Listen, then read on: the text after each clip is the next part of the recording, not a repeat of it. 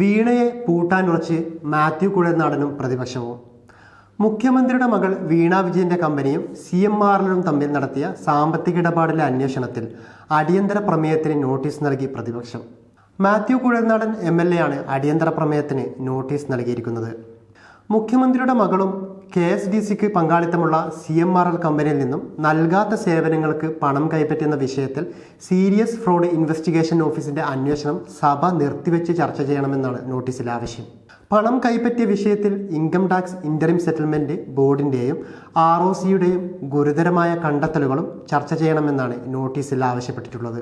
മുഖ്യമന്ത്രിയുടെ മകൾ വീണ വിജയന്റെ കമ്പനി എക്സാലോജിക്കിനും CMRLനും എതിരായ SFIയുടെ അന്വേഷണത്തിൽ തുടർ നടപടികൾ ഉടനുണ്ടാവും. എക്സാലോജിക്കിൽ നിന്നും CMRLൽ നിന്നും KSIDCയിൽ നിന്നും അടുത്ത ആഴ്ച തന്നെ വിശദാംശങ്ങൾ നേടും. 3 കമ്പനികളുടെയും ഇടപാടുകൾ വിശദമായി പരിശോധിക്കും. കോർപ്പറേറ്റ് കാര്യ മന്ത്രാലയത്തിന്റെ ആദ്യ ഉത്തരവ് പ്രകാരം ROC സംഘം തുടങ്ങിവെച്ച വിശദാന്വേഷണമാണ് സീരിയസ് ഫ്രോഡ് ഇൻവെസ്റ്റിഗേഷൻ ഓഫീസ് ഏറ്റെടുക്കുന്നത്.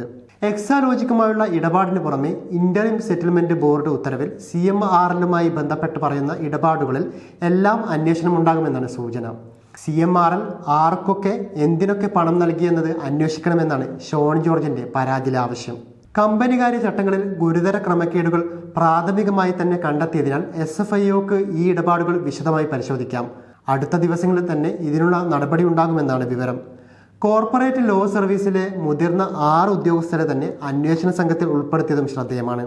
കാർത്തി ചിദംബരം ഉൾപ്പെട്ട എയർസെൽ മാക്സിസ് കേസിലെ അന്വേഷണ ഉദ്യോഗസ്ഥനായ SFIO deputy director M Arun പ്രസാദാണ് ഈ കേസിലും അന്വേഷണ ഉദ്യോഗസ്ഥൻ.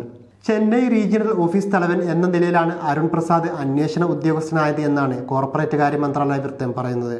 എന്നാൽ ഗുരുതരമായ ക്രമക്കേടുകൾ എന്നതിനപ്പുറം കേസിന്റെ പ്രാധാന്യം കൂടി കണക്കിലെടുത്താണ് 6 ഉന്നത ഉദ്യോഗസ്ഥർ തന്നെ അന്വേഷണ സംഘത്തിൽ ഉൾപ്പെട്ടത് എന്ന് വ്യക്തം.